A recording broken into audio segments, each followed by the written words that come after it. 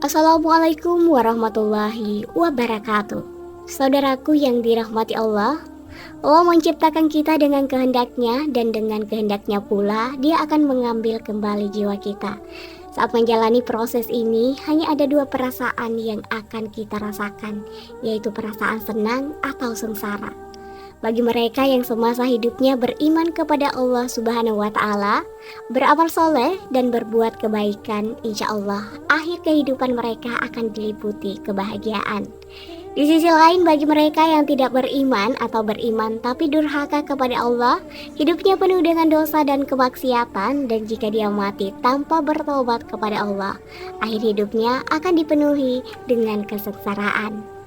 Sahabat Tiljannah, di video kali ini kita akan membahas nasib orang yang beriman kepada Allah, bagaimana akhir hidupnya dan apa yang terjadi ketika sakaratul maut, dan bagaimana perjalanannya setelah rohnya meninggalkan tubuh. Pertama-tama, ketika mendekati ajal, malaikat maut akan datang dan duduk di dekat kepala seorang hamba mukmin, dan ia pun seraya berkata, "Wahai jiwa yang baik, keluarlah menuju ampunan Allah dan keridhoannya." Seperti yang kita ketahui, roh akan keluar dari kepala. Dengan langkah pertama adalah meninggalkan kaki, membuatnya membeku tanpa gerakan, lalu akan terus naik ke bagian tubuh lainnya, dan membekukan paha, lutut, hingga ke dada yang membuat semua anggota di bawahnya tidak berfungsi. Hingga akhirnya berpindah ke leher dan tenggorokan. Dan sampai saat itulah malaikat maut akan mengambil roh dengan lembut. Sebagaimana yang disabdakan Nabi SAW, bahwa jiwa itu keluar seperti air yang mengalir dari mulut kantong kulit. Setelah keluarnya roh, setiap malaikat maut mengambilnya dan mereka tidak membiarkan sejenak saja di tangan. Mereka akan bergegas meletakkannya di kain kafan, dan dari jenazah itu akan tercium aroma kasturi paling wangi yang ada di dunia. Kemudian para malaikat membawa roh tersebut ke langit ketujuh dengan melalui 6 lapisan langit. Dan ketika sampai di setiap langit, para malaikat penghuni langit tersebut akan berucap, "Betapa harumnya roh ini."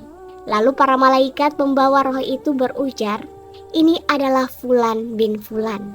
Mereka menyebutnya dengan nama terbaik seperti biasa manusia menyebut namanya di dunia.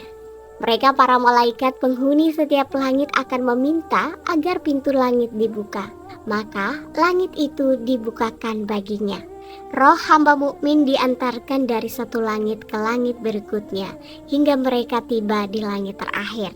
Dan di saat itu Allah Subhanahu wa Ta'ala berfirman, "Tulislah kembali kitab hambaku di Iliin dan kembalikan ia ke dunia. Sesungguhnya aku menciptakan mereka dari tanah, di dalam tanah pula aku mengembalikan mereka, dan dari tanah pula aku akan mengeluarkan mereka."